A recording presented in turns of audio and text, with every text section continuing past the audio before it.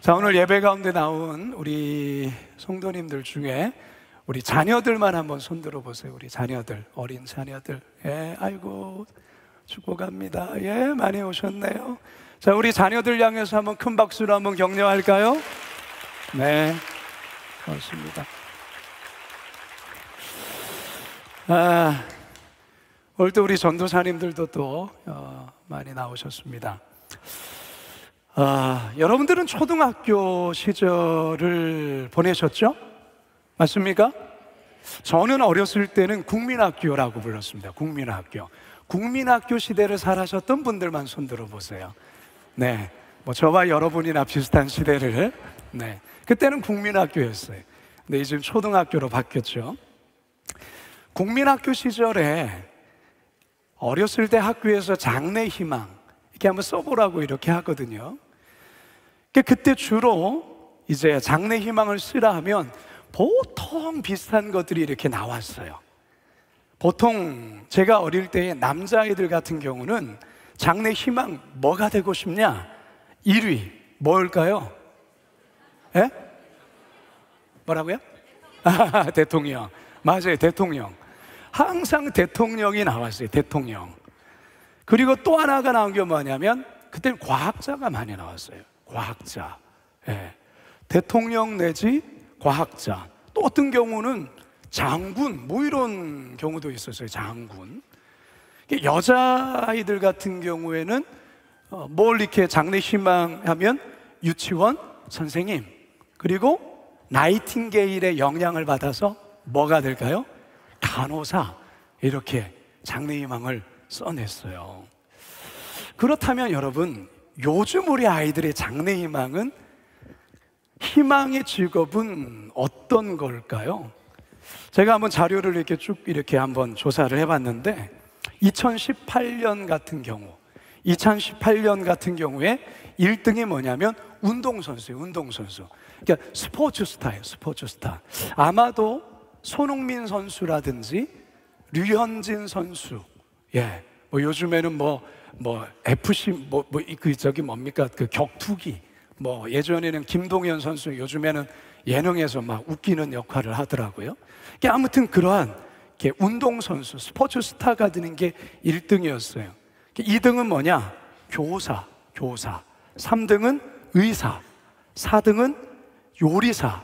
뭐 백종원 그분의 역량이 큰 것 같아요. 뭐 아무튼 조리사. 그리고 5등이 뭐냐면 유튜버라 나왔어요. 유튜버. 자, 그리고 그 다음에 2019년도를 조사해 보니까 1등 여전히 뭡니까? 운동선수.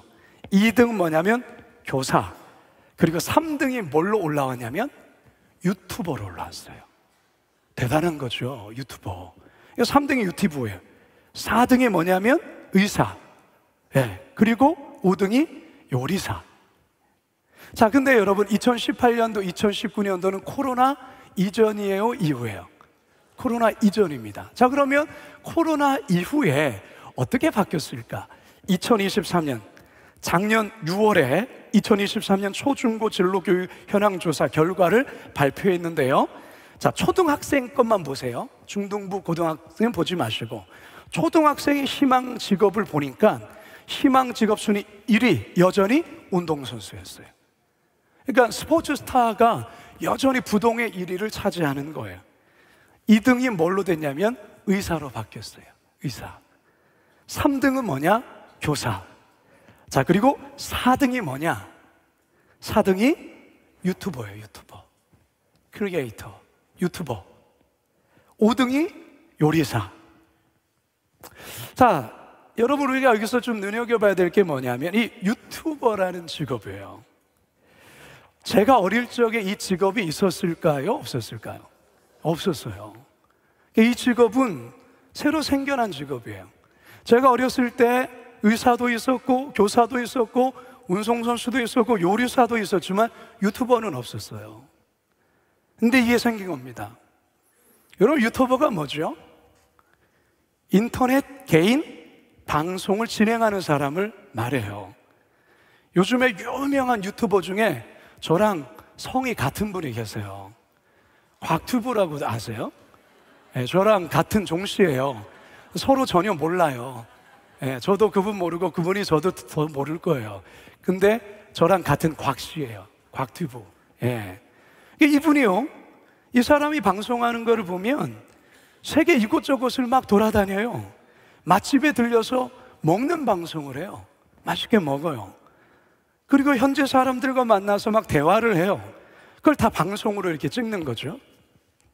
사람들에게 잘 알려지지 않는 곳에 가서 돌아다니면서 방송하는데 이거를 사람들이 됐다 좋아하는 거예요. 어마어마하게 좋아해서 이거를 많이 많이 보는 거예요. 이게 다 돈이 되는 거예요. 다 돈.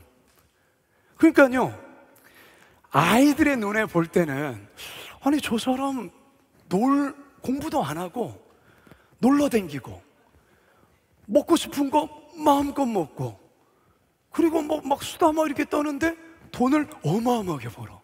그러니까 아이들의 눈에는 야 나도 저거 하면 좋겠다. 왜? 먹고 싶은 거 많이 먹고 가고 싶은 곳 갈 수 있고 그리고 돈도 많이 버니까 이것만큼 좋은 직업이 어디 있어요? 너나 나나 할 것 없이 유튜버 하려는 거예요. 이게 하나의 유행처럼 번지고 있는 것이죠.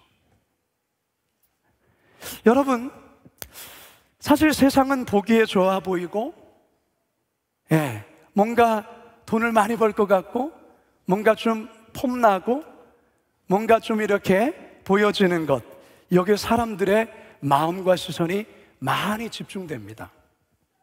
그래서 거기에서 아이들이 꿈을 찾아요. 아, 나도 저렇게 화려한 인생을 살면 좋겠다. 한때 아이돌 그룹의 가수가 되고 싶고 댄스 가수가 되고 싶고 한 그런 게 뭐냐면 이 화려한 무대 속에서 막 열광하는 오빠는 이런 열광하는 그게 보기 좋은 거예요. 나도 그러고 싶은 거예요. 그러면서 나도 그런 꿈을 나도 장래의 희망에 그런 것이 되고 싶다라는 것이죠. 네, 여러분, 성경은 우리에게 뭘 말씀하고 있을까? 우리가 집중하는 것, 우리가 좋아 보이는 것, 거기에서 우리에게 하나님께서 경고하는 게 있다는 것을 우리가 아셔야 됩니다. 요한일서 2장 15절에서 16절을 같이 한번 읽어봅니다. 시작. 이 세상이나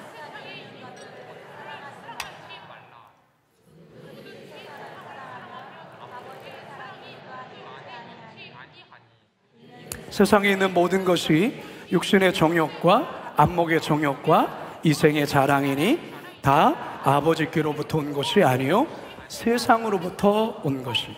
여기서 중요한 것은요, 육신의 정욕, 안목의 정욕, 이생의 자랑.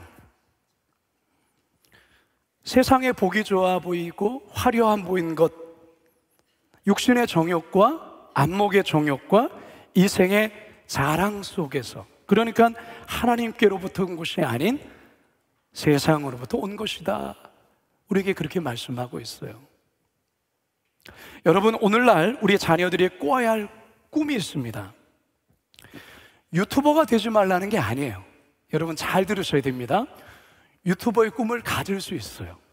그 꿈을 가질 필요가 있습니다. 유튜버가 되든 의사가 되든 교사가 되든 운동선수가 되든 요리사가 되든 엔지니어가 되든 공무원이 되든 좋아요. 근데 더 중요한 것이 있어요. 그 마음에 하나님 나라의 가치관, 성경적인 가치관을 기반으로 한 예수 그리스도의 생명을 전하고 고통받는 이웃들에게 나눔과 사랑을 전하는 그런 꿈쟁이가 되어야 된다라는 거예요. 의사가 되고 유튜버가 되어서 돈 많이 벌겠다가 꿈이 되어서는 안 되고요. 돈을 많이 벌어서 뭘 하려고 하느냐, 그 꿈을 꾸는 동기와 그 꿈을 꾸는 이유가 뭐냐라는 것에 대해서 아이들에게 분명히 가르쳐 줘야 된다라는 거예요. 교회와 가정이 이런 꿈을 꾸는 꿈쟁이들로 우리 자녀들을 키워야 해야 돼요. 그런데 이게 쉽지 않아요. 만만치 않아요. 그런 꿈을 꾸는 아이들로 키우는데 결코 쉽지 않단 말이죠. 이게 우리들의 고민이요, 우리들의 갈등이요, 우리 부모들의 어려움이에요. 성경에서 이거를 잘 해내는 부모가 있습니다. 누구냐? 엄마의 이름은 한나며 아빠의 이름은 엘가나예요. 누구랑 누구라고요? 한나와 엘가나라는 부모가 있어요. 저는 오늘 꿈꾸는 다음 세대 교육 주간에 특별한 꿈밤을 통해서, 이 빛가득 금요일을 통해서 우리 부모님들이, 또 그리고 우리 할아버지 할머니들이, 그리고 우리 자녀들이 그 꿔야 될 그 꿈을 찾고 그 꿈을 위해서 격려하고 그 꿈을 위해서 중보하는 그런 은혜의 밤 되길 주님의 이름으로 축복합니다. 오늘 우리가 대하는 이 사무엘상의 말씀은 이스라엘의 영적 암흑기라 할 수 있는 사사시대를 배경으로 하고 있습니다. 이 시대는 사회적, 정치적, 영적으로 대혼란을 겪었던 때였어요. 그래서 사사기 21장은 이 시대를 한마디로 요약하면서 이렇게 말씀을 하죠. 함께 읽습니다. 시작. 그때에 이스라엘의 왕이 없으므로 사람이 각기 자기의 소견에 옳은 대로 행하였더라. 자, 이 말은 이스라엘에 보여지는 왕관을 쓴 그 왕이 없다는 말이 아니에요. 하나님을 왕으로 인정하는 바른 지도자가 없었다라는 말이에요. 따라서 사람들 모두가 자기의 생각에 옳은 대로 살았던 시대, 바로 그 시대가 사사시대며 바로 이 사무엘상 배경이 되어주는 그런 시대라는 것이죠. 따라서 이 시대는 영적으로 방황할 수밖에 없고 영적으로 헤맬 수밖에 없었던 그런 시대였다라는 거예요. 자, 이러한 영적인 암흑기 시대, 영적 이 암흑긴 사사시대를 종결시킨 한 인물이 사무엘서에는 등장합니다. 그 이름 누구일까요? 사무엘. 이게 사무엘은 대단히 중요한 인물이에요. 아주 중요한 인물입니다. 자, 그러면 여기서 중요한 것은요, 이 사무엘이 태어나는 과정이나 그가 하나님의 꿈의 사람으로 세워지는 과정을 우리는 좀 집중해 볼 필요가 있어요. 사무엘은 어떻게 태어났습니까? 사무엘은 어머니 한나의 애통과 눈물의 기도 속에 태어났어요. 자, 함께 볼까요? 1장 15절과 16절 시작. 내 주여 그렇지 아니하니이다. 나는 마음이 슬픈 여자라. 포도주나 독주를 마신 것이 아니요 여호와 앞에 내 심정을 통한 것뿐이오니 당신의 여종을 악한 여자로 여기지 마옵소서. 내가 지금까지 말한 것은 나의 원통함과 격분됨이 많기 때문이다 하니라. 원래 한나는 자녀를 낳을 수 없는 여인이에요. 자녀를 낳지 못하는 아픔을 갖고 있어요. 한을 가지고 있었어요. 그래서 누구에게도 이 아픔과 이 상함을 말할 수 없이 그저 혼자만 삭혀야만 했던, 당시에 아이를 갖지 못한다는 것은 단지 아이가 없다라는 것만 의미하는 것이 아니라 하나님께 뭔가 저주를 받은 그런 인생으로 스스로를 해석하고 생각을 했어요. 그러하기 때문에 영적으로도 그렇고 관계적으로도 그렇고 가정에서 그야말로 피천한 여인이 되었던 것이죠. 이런 슬픔을 가지고 있었어요. 그러나 그 애통한 마음을 가지고 하나님께 눈물로 기도하게 되죠. 우리는 그 모든 과정을 이미 우리가 말씀을 속에서 알고 있습니다. 결국 하나님께서 아들을 주셨습니다. 그 아들의 이름이 뭐라고요? 사무엘. 이름의 뜻이 뭡니까? 여호와께서 내 간구를 들으셨다라는 뜻이에요. 여호와께서 내 간구를 들어주셨다. 자, 20절 함께 읽어봅니다. 시작. 한나가 임신하고 때가 이름에 아들을 낳아 사무엘이라 이름하였으니 이는 내가 여호와께 그를 구하였다 함이더라. 여러분, 사무엘은요 영적으로 가장 어두웠던 시대, 그리고 아이를 가질 수 없었던 한 여인의 애통하는 눈물의 기도 속에 태어난 인물입니다. 여러분, 오늘날 우리가 이 시대를 생각해 볼 때 고난이 오고 인생의 어둠이 짙어질 때 그것을 뚫고 갈 수 있는 힘은 그 어디에도 있지 않아요. 어디에만 있냐면 기도에 있어요. 기도에. 애통하며 통곡하는 기도에 있다라는 거예요. 우리가 지난 노진준 목사님 부흥회 때에 노진준 목사님이 기도에 대해서 많은 말씀을 주셨어요. 기도라는 것이 내가 무엇인가를 때를 써서 얻어내는 것은 아니에요. 기도의 출발점은 어디에 있냐면 하나님과 나와의 관계에 있어요. 관계. 아버지와 아들과의 관계에 있다, 그 말이에요. 이것을 이해하지 아니하고 하는 기도는 주문이 될 수가 있고 중언부언이 될 수 있는 거예요. 기독교에서의 기도는 아주 중요한 개념 중에 하나는 바로 하나님과 자녀와의 관계 속에서의 교통이며 교제며 친밀함이라는 것이죠. 한나는 하나님과의 관계에서 이 문제를 풀려고 했고 결국 그것을 하나님과 관계에서 이것을 풀었어요. 지금 우리 시대는 교회 성장이 멈춘 시대라고 말하죠. 전도가 안 되는 시대라고 합니다.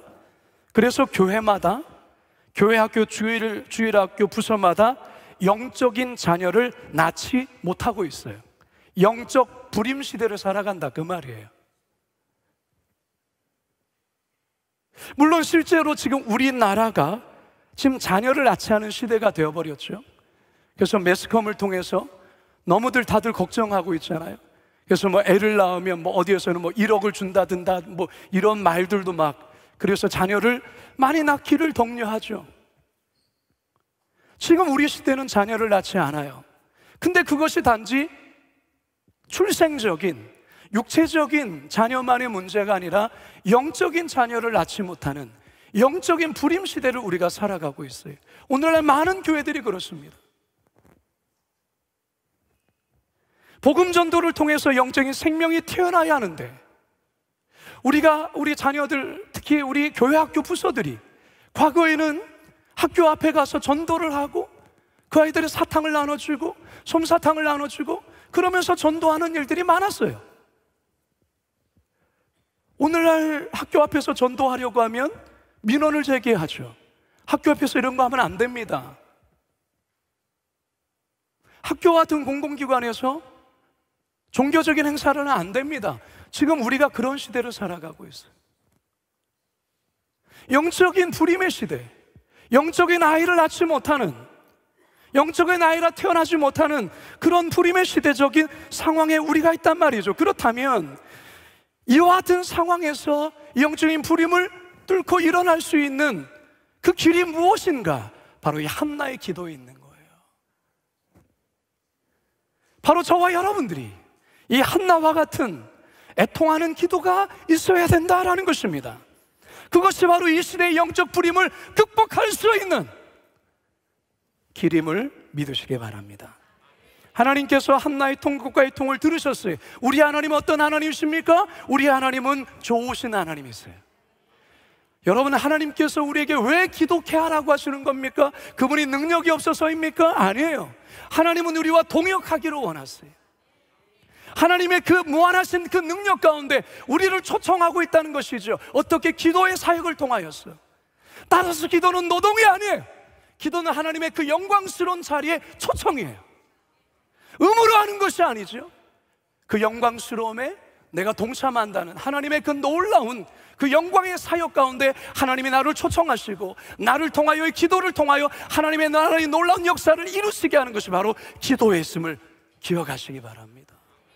한나는 그걸 알았어요. 그러나 하나님 앞에 애통하며 기도했어요. 결국 하나님께서는 한나의 기도를 외면하지 아니하시고 아예 사무엘을 허락하십니다. 자, 그런데 이제 중요한 것은 뭐냐? 이제 이 사무엘을 얻게 된 이 엄마인 한나와 아빠인 엘가나, 이 두 사람의 이 사무엘을 어떻게 양육하고 있는가에 여러분 우리가 이 밤에 좀 더 집중할 필요가 있습니다. 자, 21절에서 24절을 함께 읽습니다. 시작.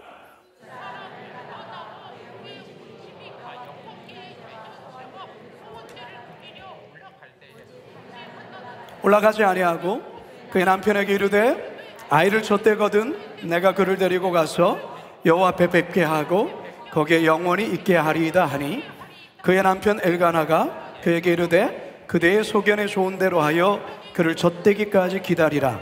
오직 여호와께서 그의 말씀대로 이루시기를 원하노라 하니라. 이에 그 여자가 그의 아들을 양육하며 그가 젖대기까지 기다리다가 젖을 땐 후에 그를 데리고 올라가서 수소 3마리와 밀가루 1에바와 포도주 1가죽 부대를 가지고 실로 여호와의 집에 나아갔는데 아이가 어리더라. 이게 무슨 말이에요? 사무엘이 태어났습니다. 이 엘가나 가정은요, 굉장히 신실한 믿음의 가정인 것을 우리가 사무엘상을 읽어보면 느낄 수가 있어요. 매년마다 이들은 실로에 예배를 드리러 항상 정기적으로 참여를 했어요. 항상 갈 때는 항상 제물을 들고 소를 끌고 마음을 다해서 참 예배하는 아주 경건한 그런 믿음의 사람이 엘가나였다라는 것이죠.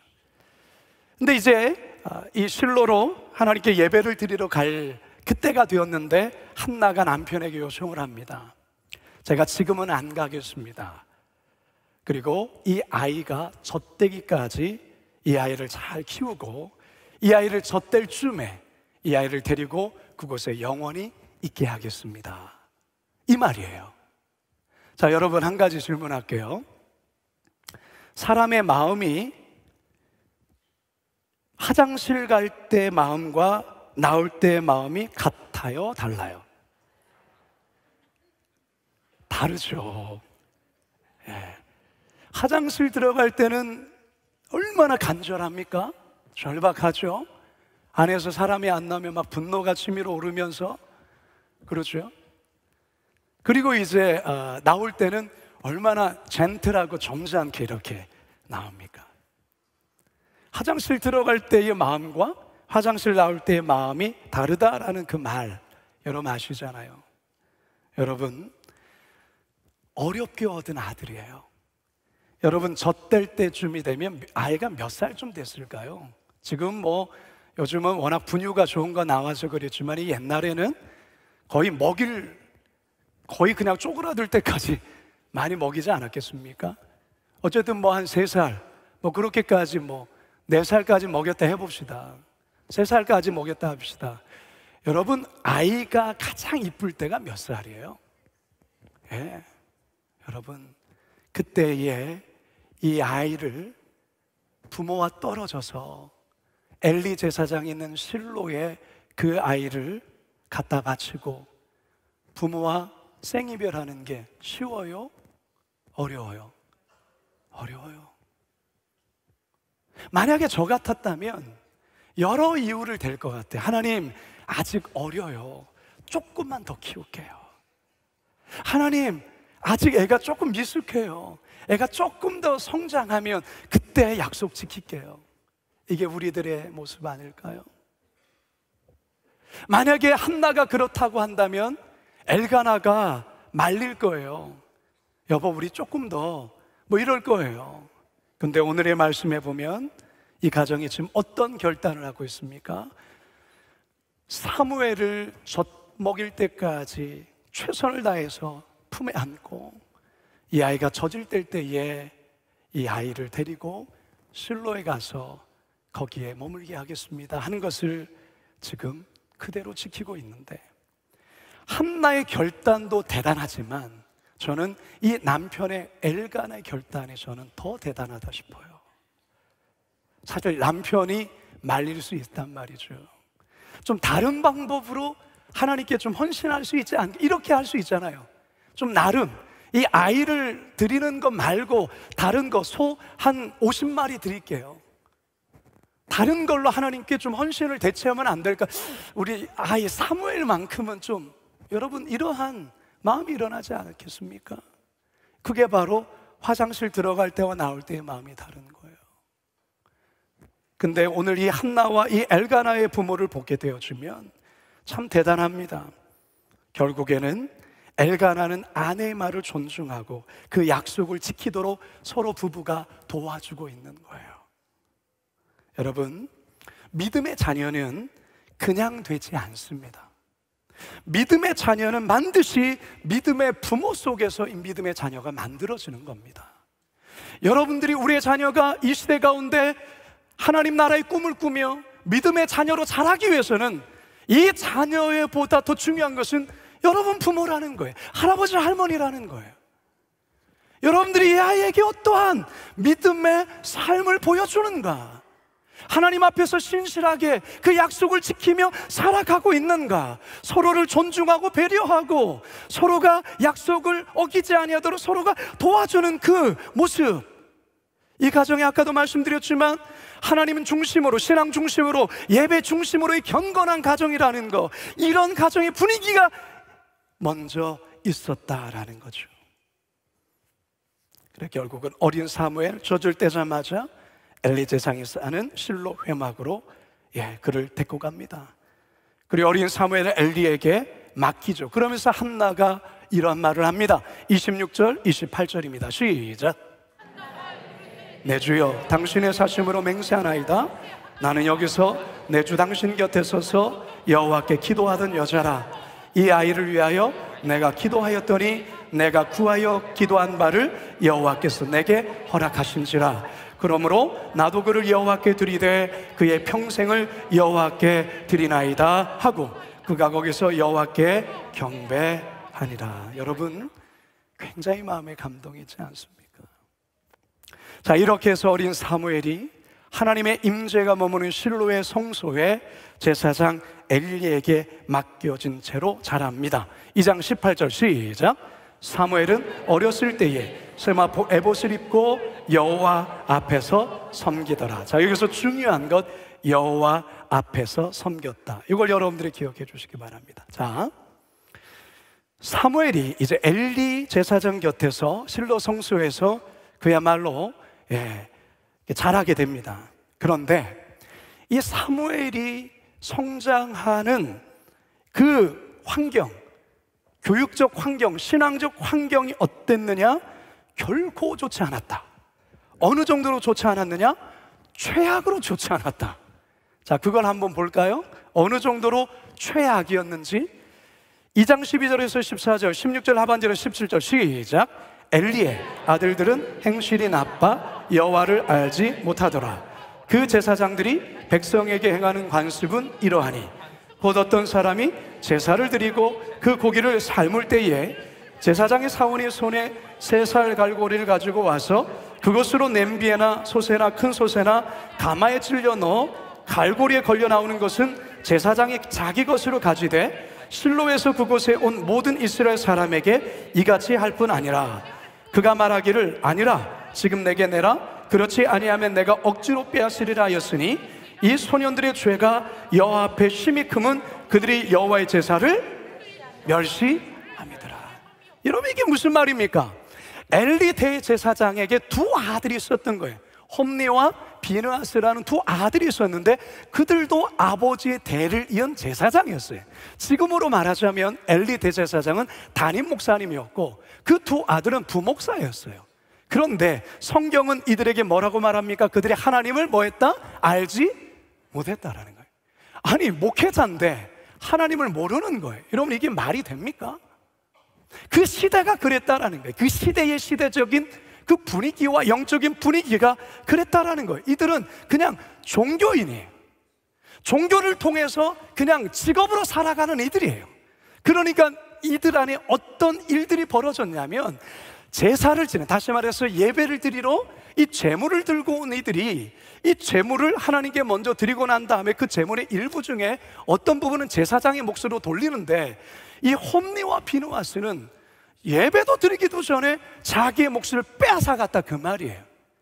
예를 들어서 이런 거예요. 우리 성도님이 11조를 드리러 11조 헌금을 들고 왔는데 거기에서 한 5만 원을 빼서 인마이 포켓하는 거예요. 여러분, 이게 말이 됩니까? 그러니까 이게 그때 당시에 이 영적인 상황이었다, 영적인 상태였다라는 것이죠. 목회자들의 상황이 그랬다, 그 말이에요.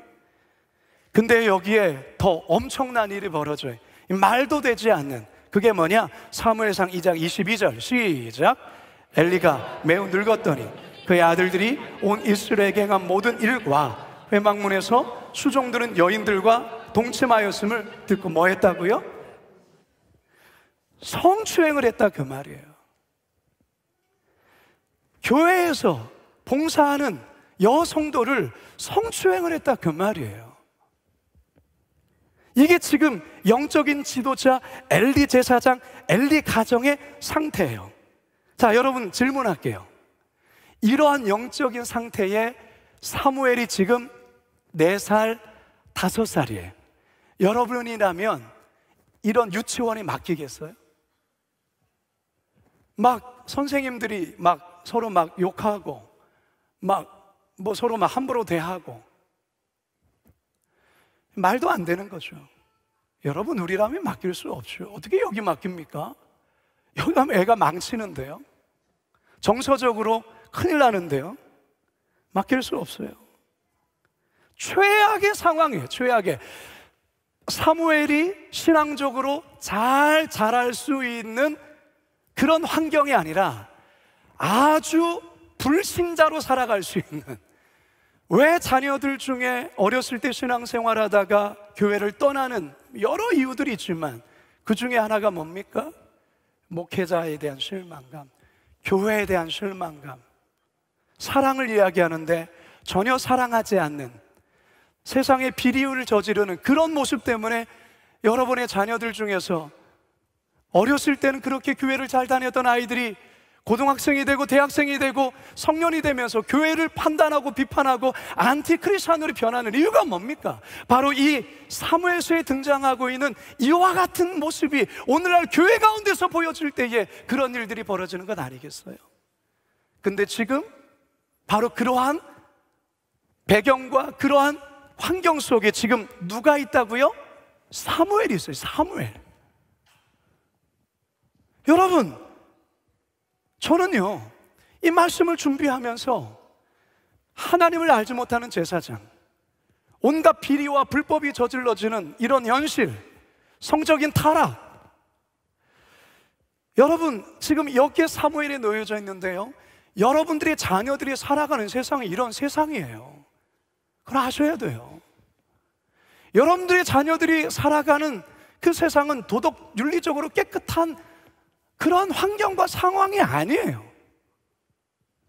우리들의 자녀들이 살아가는 세상은 심각한, 영적으로 볼 때에 대단히 어려운 상황 속에, 환경에 살아간단 말이죠. 지금 이 시대가 어떤 시대입니까? 성적으로 음란한 시대예요. 정결하지 않아요. 순결하지 않아요. 지금 자녀들의 손에 들려진 스마트폰 세상은 정결하지 않아요. 버튼 하나만 잘못 눌러도 온갖 쓰레기와 같은 음란의 바다로 빠질 수 있는, 그게 우리 자녀들의 손에 들려진 스마트폰에 있단 말이죠. 동성애를 인권이라는 이유로 성경이지 않은 사상들을 부추기고 학교에서 배우는 많은 교과 내용들이 철저히 하나님을 배제한 반기독교적인 교육을 주입하고 있는 거예요. 힘을 통해서든 권력을 통해서든 남의 좋은 것을 빼앗고 자기 것으로 취하려는 개인중심적이고 이기적인 사회를 우리 자녀들이 살아가고 있어요. 오늘 이 본문에 나오는 이 말씀의 환경과 상황은 어쩌면 우리 자녀들이 살아가는 세상의 상황이에요. 이런 세상에서 우리 자녀들이 살아가고 있어요. 그런데 홈리와 비누아스의 이 불법적인 환경과 타락한 죄를 짓는 그 상황 속에서도 사무엘이 신앙적으로 바르게 살아갈 수 있는 그 이유가 어디냐 말이에요. 저는 이걸 여러분에게 말하고 싶은 거예요. 그 이유가 무엇이냐? 사무엘상 21장 하반절을 한 번 더 읽습니다. 21절 하반절 시작. 아이 사무엘은 여호와 앞에서 자라니라. 어디 앞에서? 아까 18절에서도 동일한 말씀이 있죠. 사무엘은 어렸을 때의 셈 앞에 보실 거 여호와 앞에서 섬겼다라. 중요한 건 이겁니다.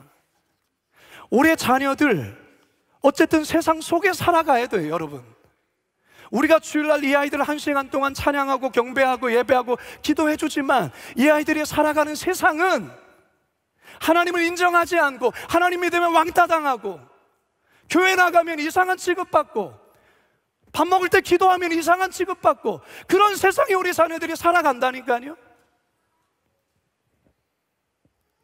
그러한 세상을 살아가는 우리의 자녀들이 어떻게 그 안에서 하나님의 아름다운 꿈을 꾸며 그 꿈을 꾸며 살아갈 수 있냐라는 거죠. 방법은 하나밖에 없어요. 우리의 자녀들을 늘 하나님 앞에 서게 해야 되는 거예요. 하나님 앞에 서게 한다는 것은 맨날 교회 나와서 그거 말하는 게 아니에요. 하나님 앞에서 잘하도록 해야 된단 말이죠. 이걸 어떻게 누가 할 수 있느냐? 두 가지 단체가 할 수 있어요. 하나는 가정에서, 하나는 교회에서 할 수 있는 거예요. 우리 자녀들이 하나님 앞에서 잘하도록 할 수 있게 하는 그 힘을 제공하는 데가 어디냐? 하나는 가정이요, 하나는 교회라는 거예요. 물론 기독대안학교, 우리 드림학교와 같은 기독학교면 또한 하나의 학교가 또한 이 역할을 하겠지만 대부분의 일반 학교는 그렇지 않잖아요. 성도 여러분, 다음 세대를 믿음으로 바르게 세우려면 가정과 교회가 협력해서 우리의 자녀들을 하나님 앞에서 키워야 돼요. 그래서 가장 중요한 것은 부모의 역할이에요. 우리 부모들이, 그리고 할아버지 할머니들이 이 시대의 한나와 엘가나와 같은 모습으로 가정에서의 믿음의 삶을 보여주셔야 돼요. 성경적 가치관, 세상적인 가치관이 아니라 너 좋은 대학 들어가서 돈 많이 벌어서 그래서 성공하는 인생을 살라, 이게 아니라 돈 많이 벌어 괜찮아요.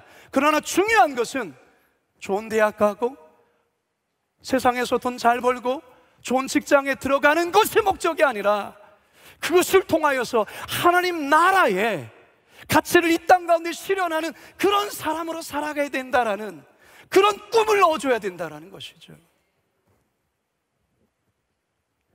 그리고 자녀의 주도권을 내가 쥐는 것이 아니라 이 한나가 보였던 것처럼 철저히 하나님께 맡겨야 돼. 우리의 문제는 뭡니까? 우리 부모의 문제는 뭡니까? 자녀를 하나님께 맡기지 못해요. 늘 초조하죠. 늘 불안하죠.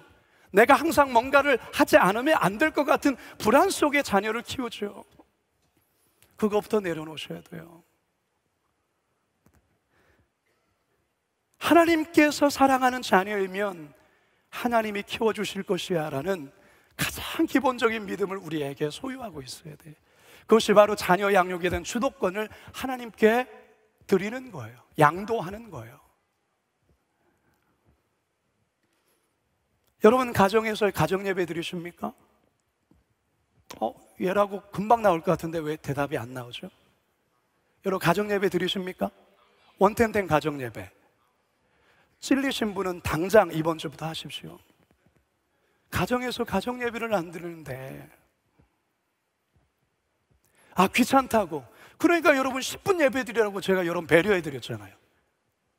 근데 10분 예배도 안 드리면 뭐 어떻게 하자는 거예요, 여러분? 왜 담임 목사가 가정 예배의 중요성을 이야기하고 막 30분 예배 드리고 매일 예배 드리면 애들이 짜증나고 안 하잖아요. 그러니까 전략을 세운 게 일주일에 한 번 밤 10시에 10분 예배 드리라고. 그래서 원텐텐. 맞습니까? 틀립니까? 왜 대답이 없어요? 물론 가정적인 상황들이 많이 다를 수 있어요. 다 출가도 하고 혼자일 수도 있고요. 저희들도 우리 자녀들 군대 가고 그러면 둘만 있으면 둘만 가정 예배 드리고 셋이 있으면 셋이 가정 예배 드리고. 왜 가정 예배가 중요하냐면 평안할 때는 몰라요. 여러분, 우리 자녀들이 살아가는 세상 속에 어떤 위기가 닥쳤을 때 그 위기를 극복할 수 있는 게 어디냐면 평소에는 생각이 안 나는데 우리 엄마가 나를 위해서 기도해 줬지. 우리 엄마가 새벽에 나가서 나를 위해서 기도해 줬지. 우리 그때 가정 예배 때에 하나님께 우리 엄마 아빠가 나를 위해 기도해 줬지. 그러면서 신앙을 떠났던 아이도 어떤 위기의 상황이 있으면 엄마 저를 위해 기도해 주세요 라고 할 수 있는 이유가 거기에 있는 거예요. 거기에 있는 거예요. 여러분, 가정 예배를 회복시켜 주십시오. 가정 예배가 회복돼야 됩니다. 여러분, 15분 드리지 마세요. 20분 드리지 마세요. 10분 드리세요. 매일 하지 마세요. 애들은 짜증나서 안 합니다. 일주일에 한 번 하세요. 그러나 그것을 습관화시키세요. 예배 안 드리면 뭔가 치솔지 않은 것처럼 뭔가 약간 허전하고 그런 느낌의 습관을 들일 수 있도록 하란 말이죠. 엄마 아빠가 좀 바빠서 안 하면 왜 예배 안 드리세요? 애들이 예배를 드릴 수 있도록 하는 분위기를 만들어야죠. 하나님을 의식하며 살아갈 수 있도록. 저는 어렸을 때 가정예배에서 기도하는 것, 헌금 내는 것, 말씀 보는 것, 그거 다 가정예배에서 배웠어요. 그래서 가정예배가 중요한 거예요. 더불어서 교회는 가정에서 이와 같은 신앙교육을 계속적으로 할 수 있도록 최선을 다하여서 우리 전도사님들이 신방해주고 전화해주고 확인해주고 그것을 할 수 있도록 자료를 제공해주고 하나님 나라의 꿈을 꾸도록 도전을 하셔야 됩니다. 여러분, 우리 어린 자녀들 어릴 때 반드시 단기 선교 갔다 오도록 해야 됩니다. 단기 선교를 통하여서 내가 누리고 있는 게 이게 당연한 게 아니구나라는 것을 알게 해주셔야 됩니다. 그리고 아이들에게 언어에 대한 도전을 받게 해주셔야 됩니다. 출세를 위해서 외국어, 영어 배우란 그게 아니라 외국에 나가면 최소한 영어를 해야 아이들과 소통할 수 있고 뭔가 도와줄 수 있잖아요. 그러니까 아이들에게 선한 도전을 갖게 해야 된다는 거죠. 왜 언어를 배워야 되냐? 왜 언어에 외국어 하나쯤은 해야 되는가? 그걸 아이들에게 꿈을 주는 것이죠. 꿈을 주는 것이죠. 저는 영어를 못합니다. 잘 못해요. 영어를 하는 사람 제일 부러워요. 지금 뭔가 말 해보려고 하니까 이 혀가 잘 안 꼬여져요. 그래서 외국에 선교지를 나가게 되어지면 너무너무 이 프리토킹 하는 분들 보면 너무 부러워요. 근데 그렇게 하면서 아이들과 그 현지인들과 소통을 하는 모습을 볼 때 얼마나 그게 큰 무기가 되는지. 그래서 여러분, 아이들에게 너 영어 학원 가라가 아니라 왜 영어를 해야 되는지에 대한 그런 동기부여를 해준다면 아이들은 여러분들이 하라 해서 하는 것이 아니라 그런 꿈 때문에 하게 되는 거예요. 애들에게 공부를 하라 하는 것이 아니라 내가 왜 공부를 해야 되는지에 대한 분명한 이유와 목적을 가르쳐 줄 때에, 근데 그런 것들이요 단기 선교를 통해서 많이 깨어집니다. 어렸을 때에 정말로 그러한 필리핀이라든지 또한 인도네시아라든지 그런 곳에 가서 아이들로 하여금 복음을 전할 수 있도록 하셔야 됩니다. 여러분, 우리 부모들이 정말 해야 될 것 중에 하나는 뭐냐면 아이들에게 복음을 전해 주셔야 돼요. 예수 그리스도의 복음, 천국과 지옥이 있음을 반드시 알려주셔야 됩니다. 아이들에게 천국이 있음을 알려주셔야 됩니다. 또 하나 지옥이 있음을 알려주셔야 됩니다. 그리고 우리 아이들이 앞으로 세상 살아갈 때에 반드시 끝이 있다는 것을 알려주셔야 됩니다. 이 땅에서 영원히 사는 것이 아니라 우리는 끝이 있다는 것, 종말이 있다는 것을 아이들에게 가르쳐 주셔야 됩니다. 우리의 시간이 결코 길지 않음을 아이들에게 가르쳐 주셔야 됩니다. 그래야 세월을 아끼게 되는 것이죠. 그래야 어떤 비전과 꿈을 향하여서 마음을 다하여서 힘을 다해서 그 꿈을 향해서 달려갈 수 있게 되는 것이죠.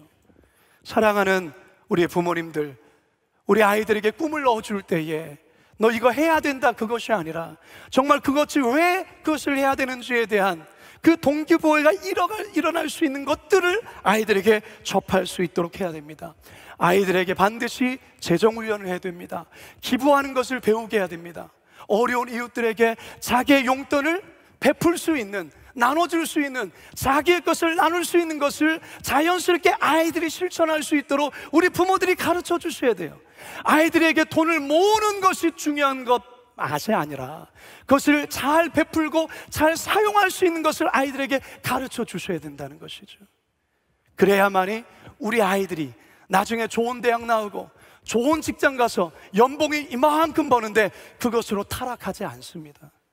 왜 좋은 학교 나오고 좋은 대학 나오고 좋은 직장 나오고 세상에서 남부러워하는 그런 위치에 가 있는데 어느 때 보면은 쇠고랑을 차고 성추행에 걸렸다고 쇠고랑을 차고 어떤 때는 사기를 쳤다고 쇠고랑을 차고 그가 얼마나 공부를 많이 했겠어요? 얼마나 똑똑한 사람이겠어요? 그러나 그에게 뭘 가르쳐주지 못했습니까? 바르게 살아가는 것을 가르쳐주지 못했다는 것이죠. 우리 어머님들, 우리 아버님들, 우리 교사들, 우리 모든 교육자들에게 부탁드리고 싶은 것은 우리의 자녀들에게 하나님의 꿈을 심어주되 바로 하나님의 사람으로서 꿔야 될 그 아름다운 꿈을 심어줄 수 있기를 바랍니다. 한나와 엘가나가 바로 그러한 절대적인 그 절망적인 상황 속에서도 바로 이 사역들을 감당했기에 결국 사무엘을 통해서 이 타락한 세상적 가치관 속에서 하나님 나라의 사역을 펼쳐가며 이 어두웠던 영적인 사사시대를 하나님의 밝은 세상으로 바꾸는 놀라운 일에 이 사무엘이 쓰여졌습니다. 바라기는 오늘 우리들의 기도와 또 우리의 결단을 통하여서 이런 꿈을 심어주는 한나와 엘가나가 우리 부모님이 될 뿐만 아니라 우리 어린 자녀들이 이 시대의 사물이 되어서 하나님의 놀라운 꿈을 이룰 수 있는 자녀들 다 될 수 있기를 주님의 이름으로 축원합니다. 축원합니다. 축원합니다.